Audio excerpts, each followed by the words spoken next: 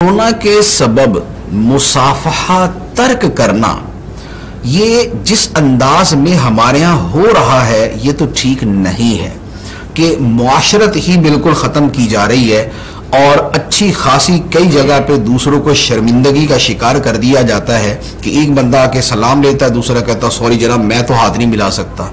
अरे भाई 70 जगह तो तुम हाथ लगा रहे हो, तुम घर से निकलते हुए क्या हाथ फजा में बुलंद करके चलते हो क्या और उसके बाद कुछ नहीं करते? किसी गाड़ी को हाथ लगाते हो, किसी गाड़ी में बैठते हो, कोई खाने की चीज को छूते हो, कोई प्लेट है, कोई बर्तन है, कोई तुम्हारे सामने चीज रखी जाती है, कोई गिलास जिसमें पानी पीते हो वो भी तो करते हो। क्या पानी पीने के लिए गिलास पूरी दुनिया से जुदा कर लिया है? क्या खाने की प्लेट पूरी दुनिया से जुदा कर ली है? क्या किसी जगह जिस बेड के ऊपर लेटते हो, जिस चेयर पे बैठते हो, तो क्या उस चेयर के ऊपर बैठना बंद हो गया दुनिया का? क्या उस टेबल को इस्तेमाल नहीं कर रहे क्या? तो भाई जहां दूसरे का हाथ लग रहा है और तुम्हारा भी हाथ वहीं पे लग रहा है तो 70 जगह पे तो हाथ लगा के बैठे हो। मुसाफे की मर्तबा कहना शुरू कर दिया कि नहीं जनाब मुसाफा नहीं करना।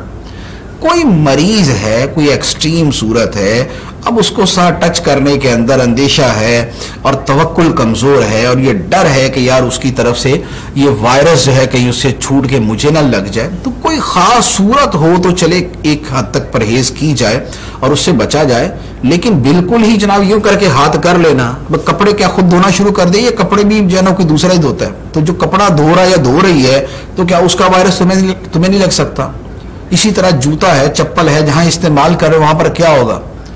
तो ये मैं ये अर्ज कर रहा हूं कि यकीन कीजिए कि जो परहेज करनी चाहिए ना वो और होती है, लेकिन वहमियात में पड़ जाना ये तो अक्ल के खिलाफ है और ये हिकमत के खिलाफ है, ये तरीके के खिलाफ है। तो लिहाजा थोड़ा सा एतदाल के साथ चले।